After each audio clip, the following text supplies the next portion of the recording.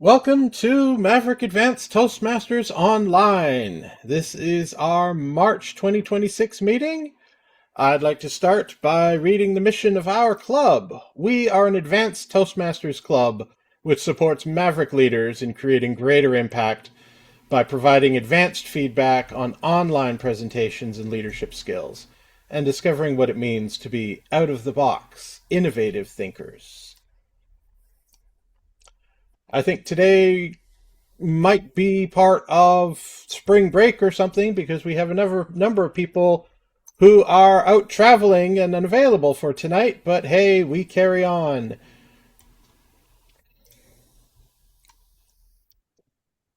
So I would like to introduce our Toastmaster of the day, Doug Thiessen. Please welcome Gail. Thank you, Mr. President. Now, I have the roles filled that I'm going to fill. We're shorthanded, though, so I'm not going to fill the Harkmaster role or the Wordmaster. So we'll move along now. I will be the timer, so I'm going to give my timer report. So both the speeches are 5 to 7 minutes. Yeah, 5 to 7. Both Debbie's and Doug's speeches are 5 to 7 minutes. So at 5 minutes for the speeches, I will turn the green light on. Oh, I'm sorry. I had it disoriented. I'll turn the green light on. And at 6 minutes, I'll turn the yellow light on. At 7 minutes, I'll turn the red light on, and it will remain on for the rest of the speech. For table topics, they're 1 to 2 minutes. At 1 minute, I will show the green light. At 1.5 minutes, I will show the yellow light. And at 2 minutes, I will show the red light and keep it on until the table topic speaker is done speaking. The speech evaluations are 2 to 3 minutes. At 2 minutes, I will turn the green light on. At 2.5 minutes, I will turn the yellow light on. And at 3 minutes, I will turn the red light on and leave it on until the evaluator is finished. That concludes my timers report. Back to me.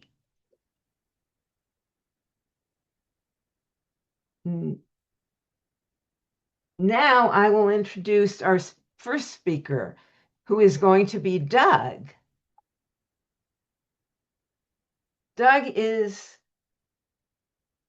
doing a speech from the path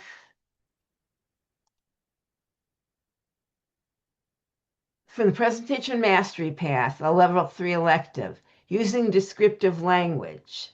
5 to 7 minutes is the timing for the speech. The speech is entitled The Second Row. In a sequel to Doug's District 10 winning humorous speech, Mike Rowe is back to deliver more punishment. What's he going to get up to next? Stay tuned.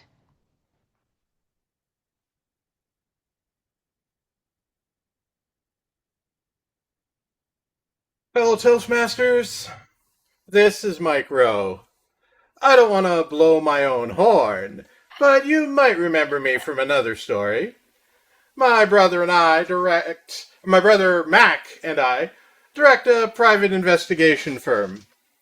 But today Mac is feeling a little flat and experiencing some sharp pains, so I'm understaffed. I'm hoping to avoid any difficult cases coming in, because Mac is pretty instrumental in our ability to solve them. Now, as I was working on some notes, a couple walked into the office. The woman said, "My name is Claire Annette, and this is my brother, Reed." "Oh, He's not your husband? Oh no, I'm actually solo right now. Well, they had a fairly simple case. It was almost a practice piece for me, and I improvised a plan which took care of the problem. Now, that should have been the end of things, but Claire just stayed on my mind. And so I decided to give her a call on my micro phone and asked her for a date. She said yes, and we went out for dinner at this nice little Italian fusion place called Allegro. Now, the interior looked like something out of The Sopranos. But the food was great. I had a zesty dish involving some chicken drumsticks, and we shared a couple of flutes of champagne and had a very harmonious conversation. We just seemed to be so in tune with each other. I know Claire felt it too, because at one point she said, "Oh, Mike, it feels like you are just picking up on every word I say." After the date, I took her home, and I felt like trumpeting from the rooftops. The next morning, I got to my office and discovered a very dissonant scene. Someone had broken in. There was a cacophony of papers all over the floor. Objects were knocked from the shelves, scattered and broken, and scrawled across my whiteboard was, "Stay away from my sister!" It didn't take a detective to figure out who did this. So I called Claire and I said, "We have a major problem.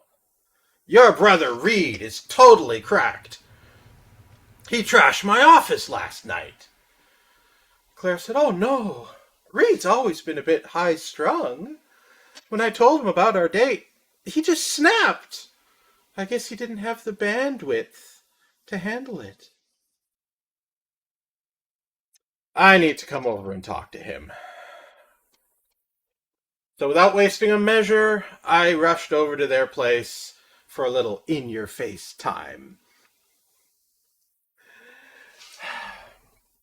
When Claire let me in, Reed immediately shouted, "You get out of here!"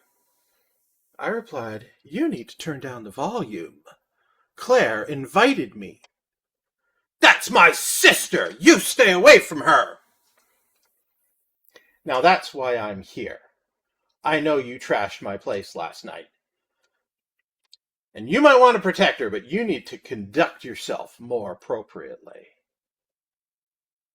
"I don't need your protection. I'm a grown woman."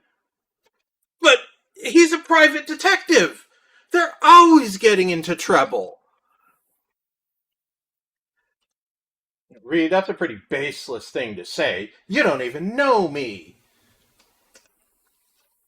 "Reed, you need to be more flexible." "I'm going to speak up for you if you won't." "Reed, I don't need you for my mouthpiece." "Listen, Reed, if you try and trash my office again, I'll be back. Don't make me come and lay a beat down on you. I got a baton and I know how to use it." Fortunately, after that, Reed's tone changed. He knew that he was in the wrong, and that Claire and I were kind of banded together on this one. So he apologized. Claire was very impressed by my strength and temperament in handling the situation. She said that I orchestrated a positive outcome for both of us. And we agreed to go out on another date for the next night.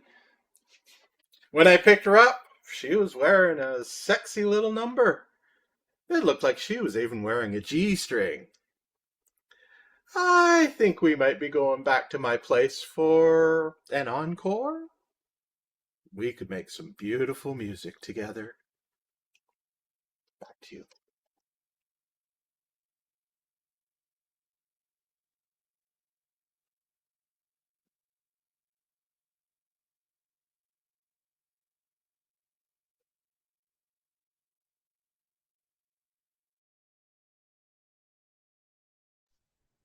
Sorry about that pause. Thank you, Doug. That speech would be very instrumental in another contest.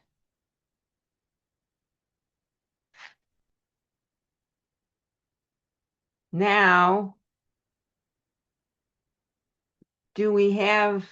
is Diamond Debbie here?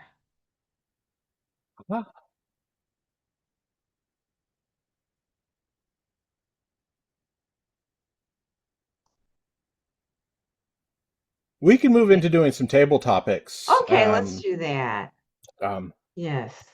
Because she's supposed to be doing a practice for her international speech, and I'd like to give her that opportunity.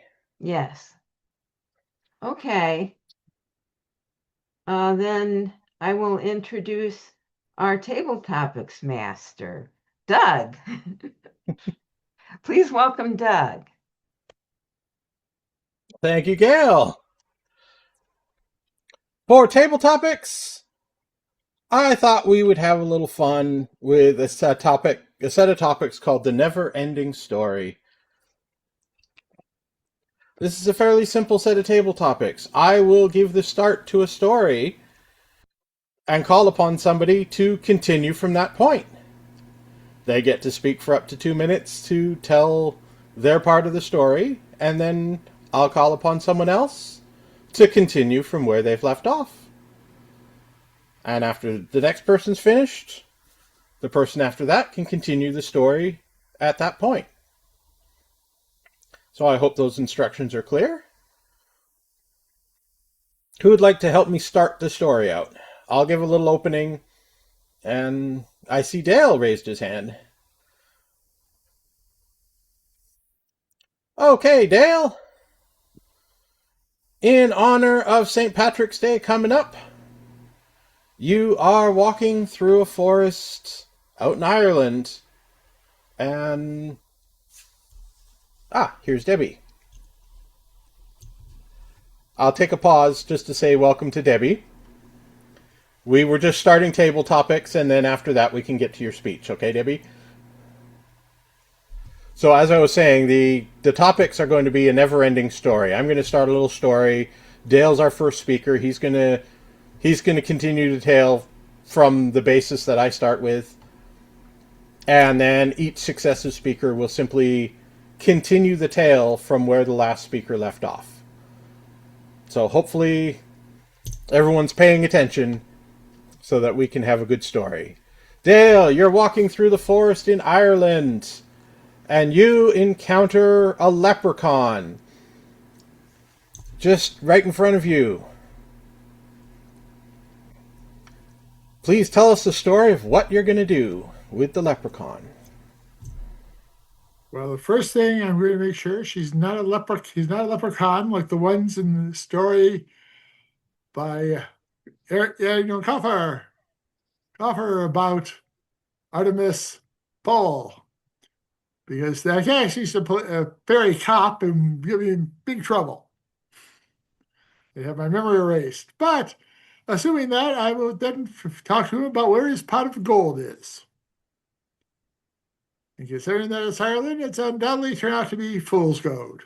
But I hope it's actually gold chocolate coins like they have in China at New Year's, because I'm a kind of chocoholic. But if not, well, maybe it'll be a pistachio forest, because I have to get some pistachio nuts for the Molly's Shamrock cookie recipe.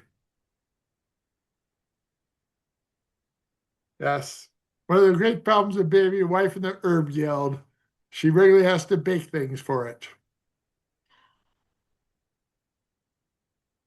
And hoping that, so if they are pistachios, I'll be busy baking pistachios while passing the story on to someone else.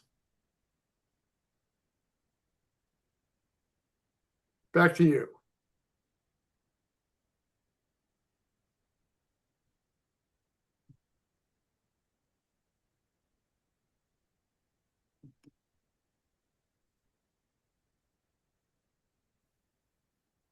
Sorry, a little trouble with the microphone, but I think I'm back. Thank you, Dale, for opening our story with encountering a leprechaun and asking him to lead you to his pot of gold. And there seemed to be some question about whether it would be a real gold or fake gold coins, maybe chocolate, maybe pistachio. Rick, would you like to continue our story? Sure, thank you, Mr. Topics Master. I've been to Ireland many times and often have bumped into a leprechaun on the street. Now, it wasn't a female leprechaun, it was a guy, but the pot of gold was not something that he had available to him. What this leprechaun was doing was more like a genie. You'd get to ask him for a favor, for something special, and the leprechaun would fulfill your wish. So if your wish was to have 20 pints and be able to still get home safely, you'd have 20 pints. Or maybe have a pizza. Or possibly a lot of money, or a home, or a nice car.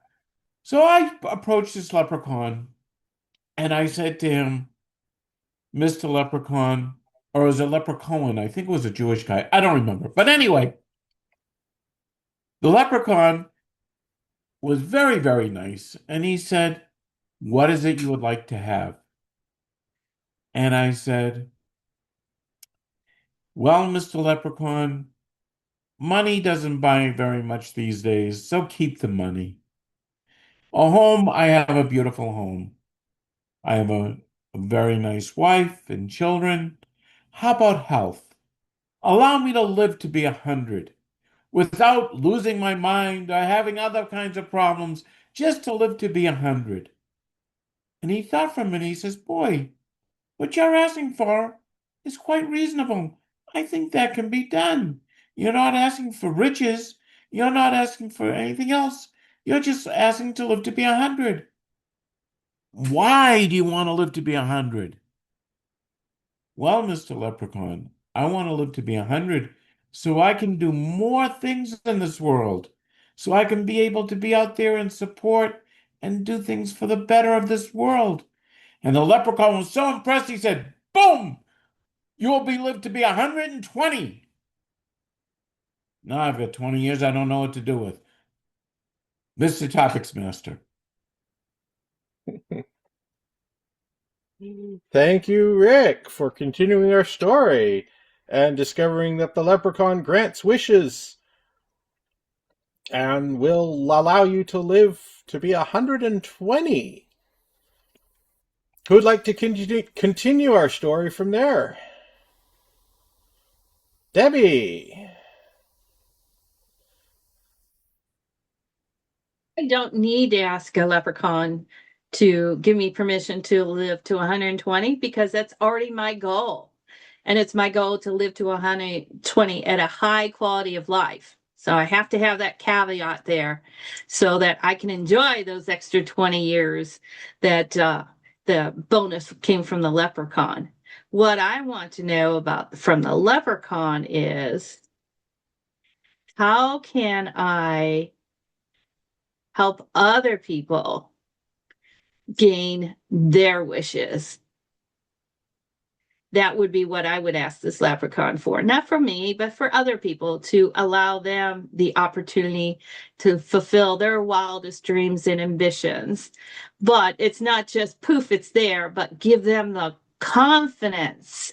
Even if it's a 4-leaf clover I hand to them, just like in the Disney's Dumbo, he had a magic feather. Well, I would need a magic 4-leaf clover. I don't know if you can see it on my hat here.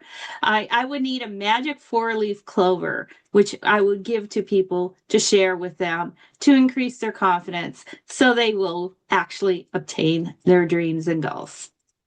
Back to you, Mr. Table Topics Master.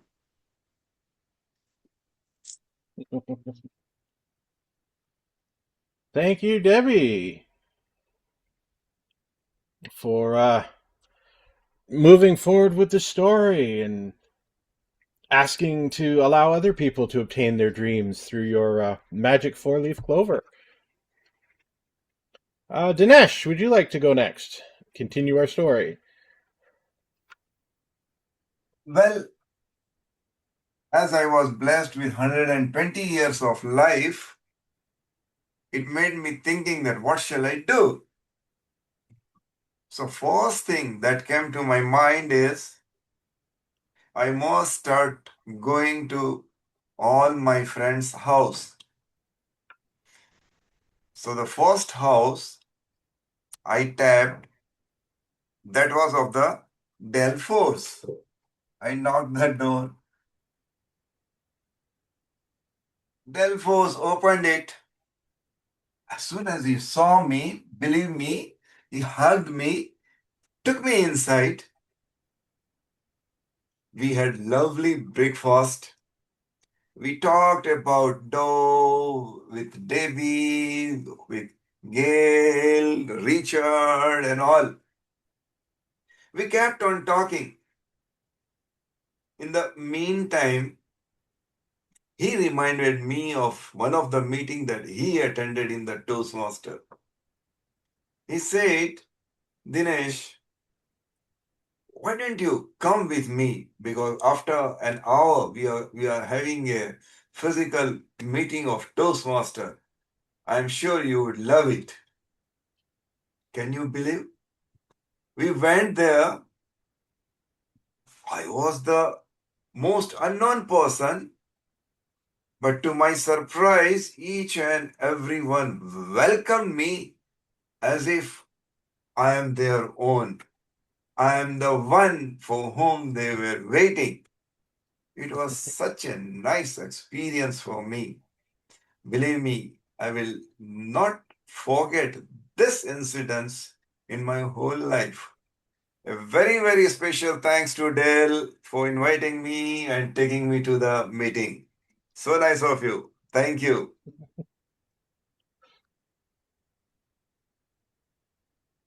Thank you, Dinesh, for taking the magic four-leaf clover and going to visit Dale, who brought you to Toastmasters. And I think that leaves Gail to continue our story. Thank you, Table Topics Master. Now, as I think about, I would also wish to live to 120. And as I think about that and what I could do in the world to help out the world and also help out Doug and me, he would live long too. So we would definitely go and visit our grandchildren, Teddy and Toby, and see what they're up to.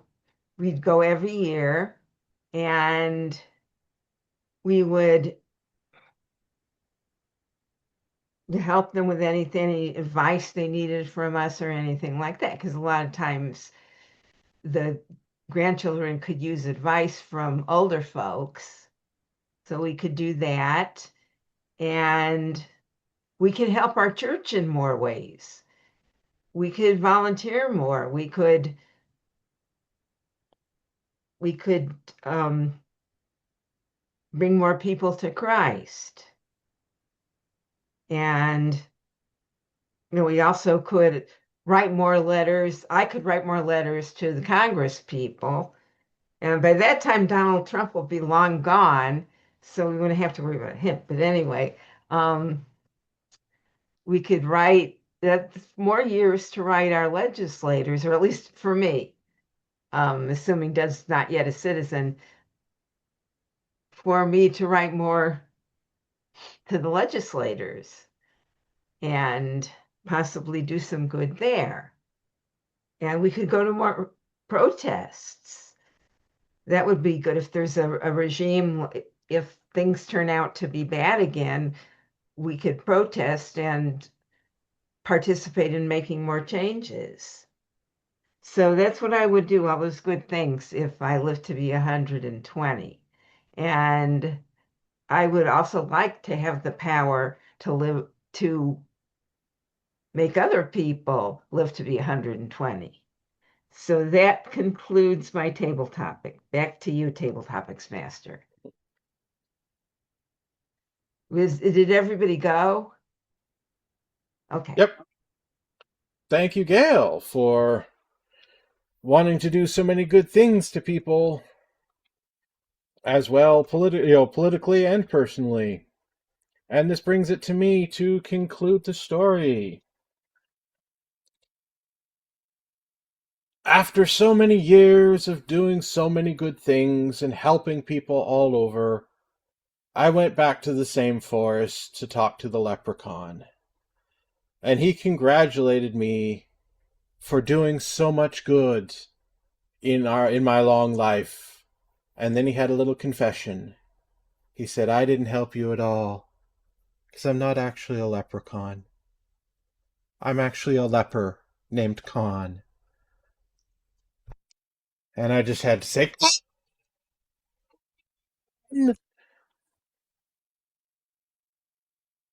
back to you, Madam Toastmaster.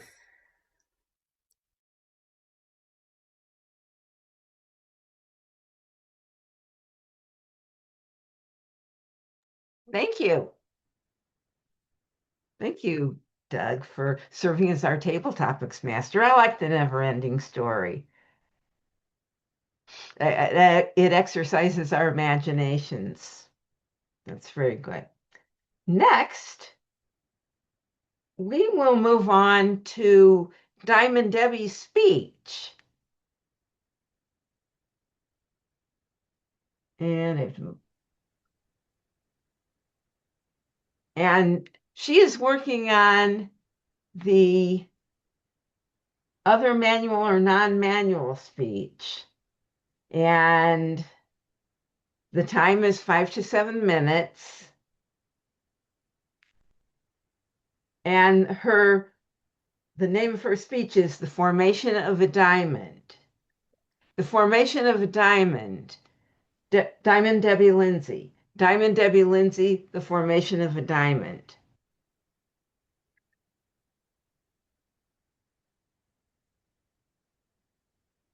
Are you born to shine? To shine like a diamond? There's 3 easy steps to become a diamond. First of all, you have to have intense pressure, and then rising heat, and then you rise to the top. Those are the 3 things you need to become a diamond. Let me explain to you how a diamond in the rough, like myself, became to shine. Way back when I was a little girl, I was involved in Girl Scouts. Lots of badges up and down. Good student, good child, good sibling to my younger 4. But all those accolades assigned didn't make me shine. I think the first time I remember really shining was during a community service project. We had to go into the community and work with someone and spend a couple Saturdays, afternoons with them. We had a lady who was a senior and she needed some help sewing. And I love to sew. I said, perfect, that's what I'll do. Well, I didn't realize it at the time, but she was blind. She couldn't see. So she needed somebody to help fit the pattern and cut it out and pin it together so that she can do the sewing on the sewing machine. She had enough vision to see that, but she just couldn't cut lines or anything like that. So I'd come over on Saturday afternoon and help her with her patterns and cut out the fabric for her and piece it together. And we had a lovely time. She taught me a few tricks and tips of sewing. I can't tell you particularly because I know I do them, but I can't remember exactly what they are anymore. But they just became a habit of mine. But it was in those tiny moments in a senior's home on a Saturday afternoon, helping her sew. And to see how delighted and grateful she was to have, 1, somebody to talk to on the Saturday afternoon, and 2, be able to work on a project that she loves to do. And that's the first experience I remember shining outside of myself and out of my personal world. So here we are. And that's pressure because you want to do good and you want to impress her. But in the end, she impressed me more. But she was very gentle and kind and just allowed me to shine too, along with her as we did our sewing project. Number 2 is intense heat. I love to compete. It's that fire in your belly. I want to compete. I started ballroom dancing not too long ago.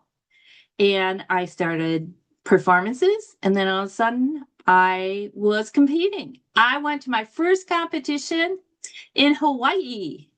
Made a vacation out of it because I've never been to Hawaii before. But I trained really hard with my coach. And it was nerve-wracking. First time ever, new state, new surroundings, new everything, first time.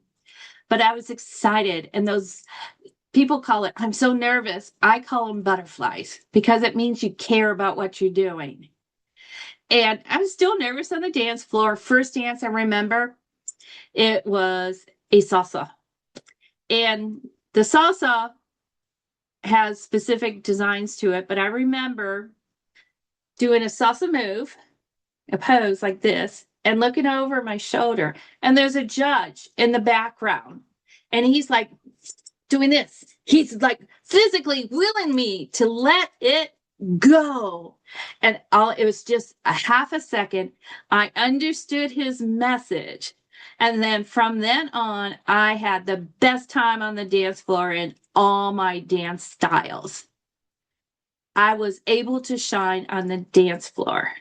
Not only did I come first in all my heats, when the competition was over, I had been looking at a woman about my age, and she was just excited to see me on the dance floor as I was to be there. After the event was over, she hobbled over on crutches. She had a boot on. She had injured her foot, and she's a ballroom dancer, but she had family dancing too, so she was still involved in it. And she told me I shined like a diamond on the dance floor. And I told her, says, you have no idea, but my nickname is Diamond Debbie. And that's my goal, is to shine. So it made me super happy to hear that under that intense heat. We move on to number 3, which is rising to the top. I can tell you all about the accolades throughout my life, academically, through Toastmasters. But when I rise to the top, I bring other people with me. So I mentor and I coach and I help other people. For instance, in Toastmasters, I've had the opportunity to mentor some wonderful new people to Toastmasters. And they were very shy and not confident about their skills in communication and leadership. And just giving them a little attention, a little bit of guidance, some crystal clear feedback, they were able to shine themselves. So that is one thing that I learned through Toastmasters, is that you can just shine and help other people shine. Now, everybody can shine, but if you don't let it out, you will just burn yourself up. So you have to let it go. And my question to you is, how do you shine and share your light with others?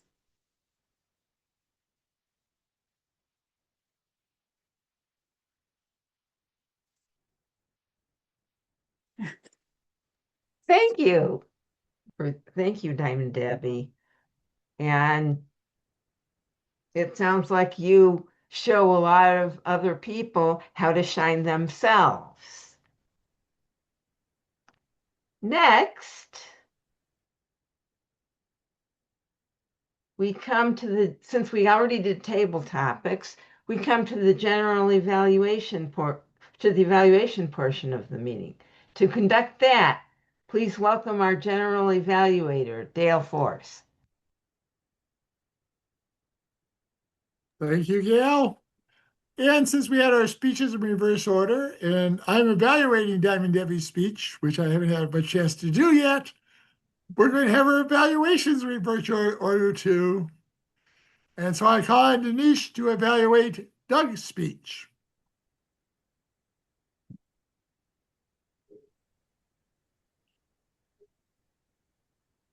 Thank you. Today we had a golden chance to see the speech, to witness the speech of one of our seasoned speaker, Doug. Well, I was wondering which are the points where Doug could improve or did some mistake or so, but I couldn't find any. The reason,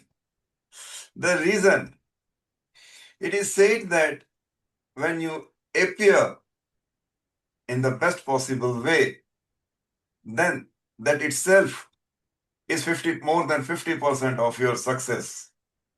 So by choosing the background and by making himself in the standing position, the way he expressed was really remarkable. I was thinking that I am not listening to the Dawes speech, but I'm sitting in an opera house where an excellent actor is performing his part. That was really wonderful. I don't know whether you have kept this background specially for today's speech or it is already there. But the selection of your background and with your shirt was really up to the mark. I love that. Coming to your speech, yes, your vocal variety, your body language, your hand gesture, your facial expression, each and everything was above the mark, no doubt about it. Especially the way you described about the food, I was believe me, the saliva came in my mouth.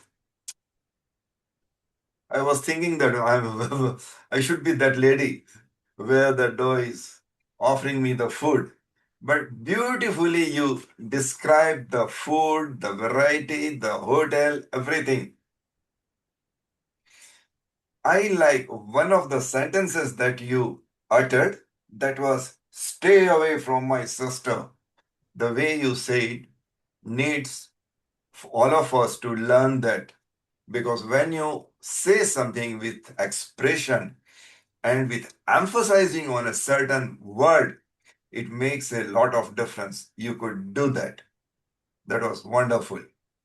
Before I proceed, one point, if I think that if you add, will help you to make your speech more better, and that is, God has given you such a wonderful, beautiful, lovely face. Why didn't you keep little more smile on it? You're a bit serious when speaking. So if you can bring the smile, that definitely it will help you a lot. Another thing, time was given 7.5 minutes approximately. You spend only 5 minutes, 50% less. Next time, please remember. Thank you.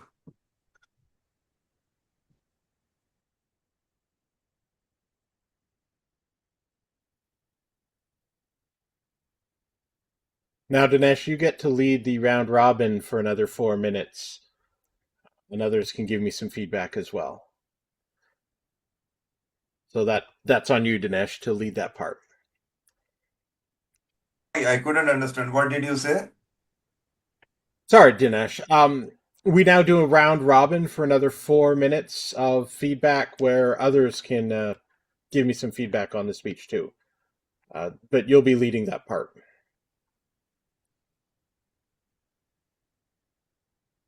Yeah, please go ahead. No, I'm saying you lead it, so you get to say, Dale, I see your hand is up. So that's on you, Dinesh, to lead this part. So I have to give feedback of Dell, or Dell has to give feedback for me? Everyone else has an opportunity to give feedback to me. To you. But Okay. you get to lead the session and call on who speaks fine. next Understood. for 4 minutes. Thank you. Yeah, we have got a wonderful personality, Dell. Del, please go ahead. All right. I like the way that you built, like, effortlessly followed on to your previous speech from last year, which I listened to several times because you practiced in front of the various clubs we're in. Yeah. But it did very well, and you fit the micro row filled in there, filled in perfectly there. Micro fit in perfectly, went right in character. That was very good. Thank you. And back to Denise for the next one.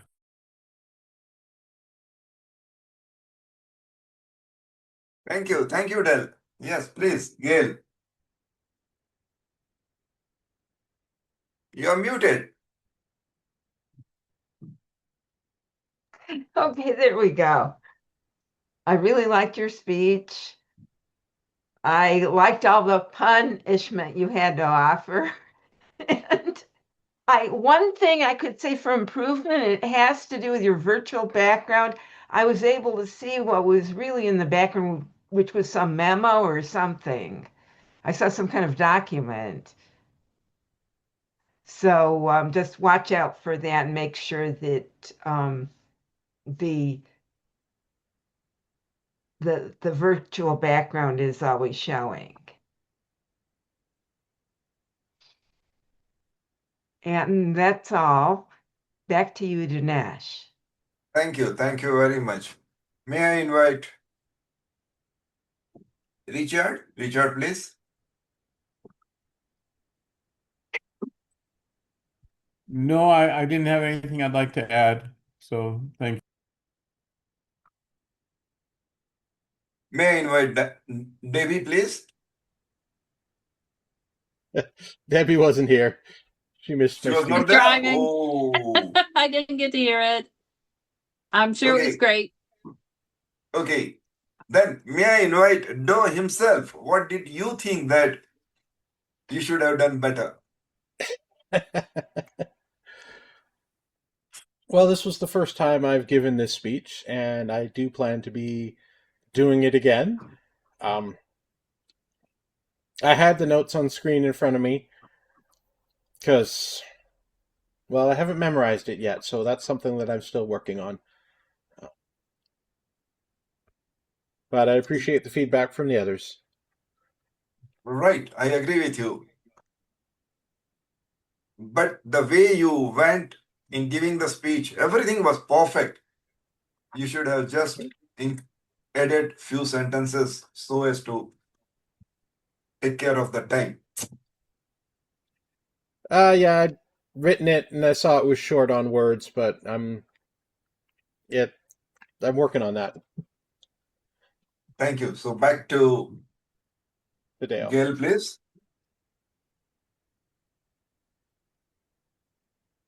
Hideo. All right. And now we go to evaluate Diamond Debbie's speech. And I call myself as evaluator. I did the switching around because otherwise I had no time to do the evaluation. And Diamond Debbie, I was a lot of good in the speech.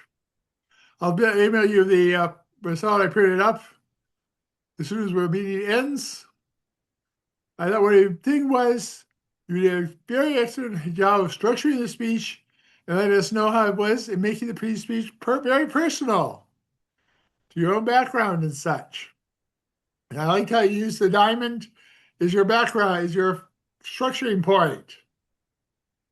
I would warn you about using virtual background. Various parts of you would suddenly disappear and reappear, particularly on your hat. That made it kind of hard to follow what was going on. And the future thing might be trying to work on standing up for your speech. And the background is like Doug did in his speech. And I know this will be one that you'll be doing for the area contest basically in another week. And I'm sure you do well, because I think you're the only one competing in that area. So you just have to be careful on your time. And that was my main thing there. I think that's the crucial points there that I had. Your speech was very clear, good vocal variety. I thought it was excellent. Good eye contact. Not too much in the way of gestures, though. They were all appropriate, but there wasn't a huge amount of them. But good audience awareness. You seemed very comfortable, very interesting speech. It was well supported. So overall, I think it was a very good speech. I'd say about gestures were one of the few areas where there was room for improvement there. And a background thing, your head is still disappearing in and out of parts of your head are still disappearing in and out as you move your head. It does with virtual backgrounds not work fully well. And I will now go on to the round robin. Who would like to start the round robin? Doug. Debbie, I think it was a great speech. You did quite, yeah, the subject was good. I like the diamond as a theme, and you had good points in regard to how does a diamond form? Heat, pressure, you rise to the top. That was nicely done. One of the things I like to look at, particularly when it comes to a contest, is the opening and the closing. Do you grab our attention right away? And you did. Are you born to shine like a diamond? It's a great question to open the speech with. That was nicely done. I liked the closing line. It related right back to the opening, not of are you born to shine like a diamond, because you told us how, kind of, but you asked how do you shine and share your light with others. Those were both very effective. One area that I might add a little bit to is it seemed like you went from your closing story on rising to the top to close the speech very quickly. And I think a little bit more material as a conclusion to sort of recap again would be helpful. Now, I think when it comes to virtual backgrounds, well, one, in a contest, that's kind of moot because we're live. But I think we all know that virtual backgrounds and how effective they might be is really dependent on your computing power and nothing that we control directly. But back to you, Dale. Great job on your speech, Debbie. Who else would like to say something? Give some feedback to Debbie. Denise. Yeah. I don't know whether I'm correct or not, but this is for you, Debbie, that one small mistake can ruin everything because you use cap. Number one, most important, did you take permission of the judge whether I can use or not? If not, you should have just announced that with your permission, I'm using it. This is one of the requirement of Toastmasters. So please remember, in case in your contest speech, if you are using it is known as prop, I think, any prop, then you are supposed to take permission for that. So that was the one thing. Otherwise, everything was fine. And one more item I would like to suggest is, if possible, use the natural background. That helps a lot. It really gives a very high impression instead of virtual. This is my experience. Thank you. Thank you for your speech. And yeah, I noticed your hand was up. Yes, I really liked your speech, Debbie. I think you did a great job. I like the way that you organized it into first the category of pressure, then the heat, and how you described an incident that had to do with each of those and how it helped you shine and rise to the top. So I think the organization was really good. Okay, that's all I have to say. Back to you, Dale. Does anyone else have any comments for Debbie? All right. I will say that it was one of my jobs in NES was working on diamond light coatings, which are low pressure and fairly low temperature. It sort of was, oh yeah, that's totally fine. But I also read about the artificial and natural diamond formation, so I fit in very well with those. And I see we have time up for that now, and we will go, I believe, to the table. Well, I'll turn back over to myself as Toastmaster. And I believe I next go to our table topics evaluator, who is Ray. Thank you, Dale. Well, table topics evaluated. First of all, I'd like to start off with Doug in his table topic. I think it was a cute idea to do the never-ending story. It's not my favorite thing, but it is fun, and the topic was very, very timely. The only thing I could really offer for improvement is rather than ask for volunteers, choose somebody. Put somebody on the spot. Asking for volunteers, letting somebody else put themselves out there. Put them on the spot. That's the idea of table topics, for us to learn how to speak quickly on our feet.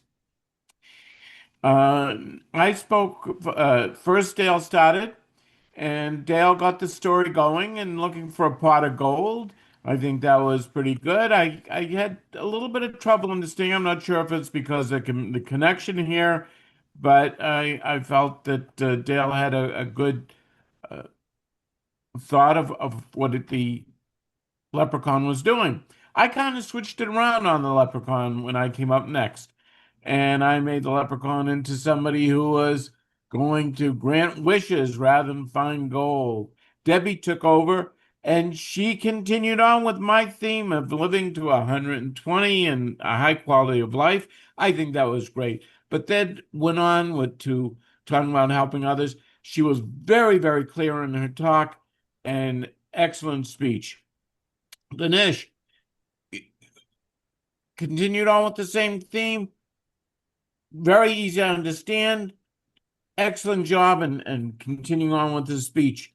Gail, the only thing I could offer for room for improvement, because you did a very nice job, but when you're moving around in the chair while you're talking, it's a little distracting. So I would suggest a little less movement in there and continue on with the speech.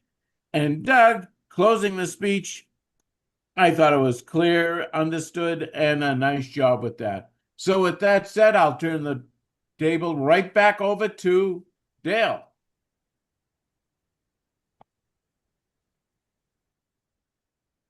All right.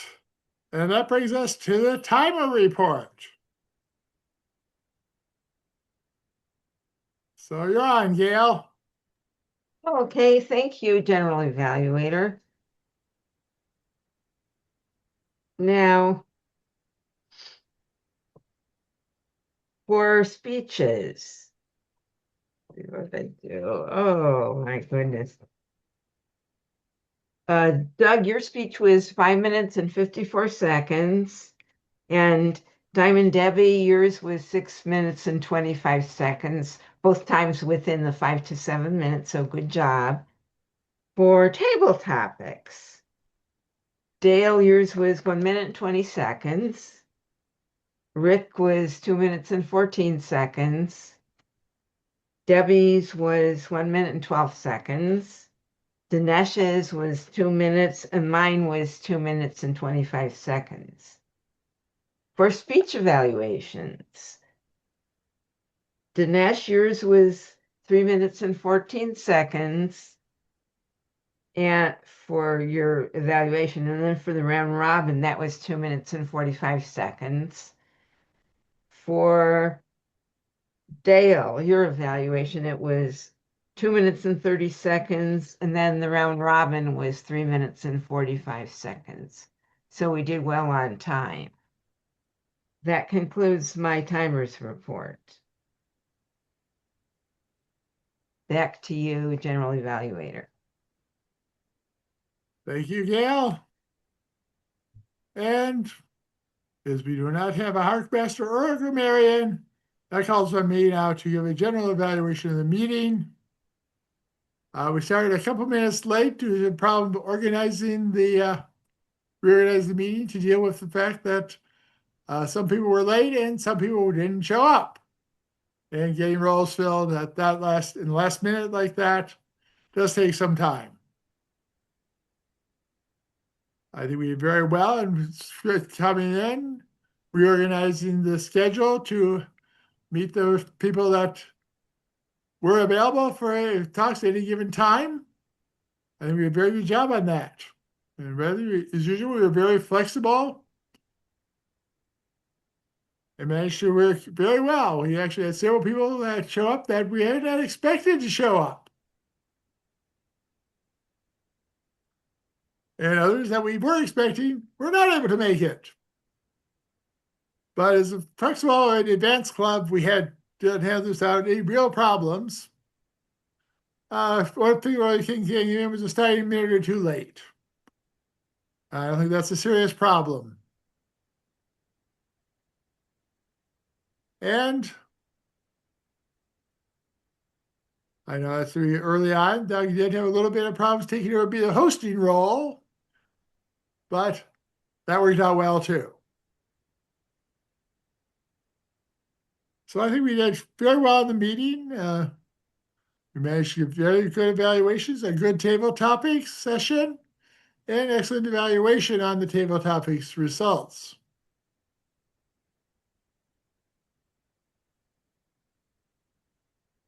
So I think that pretty much concludes my general evaluation of the meeting.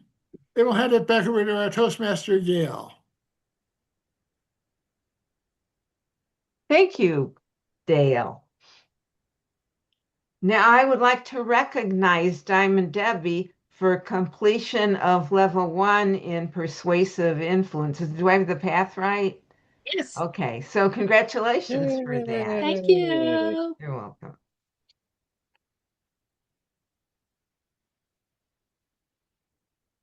So with that, I turn the meeting back to our president, Doug, for club business.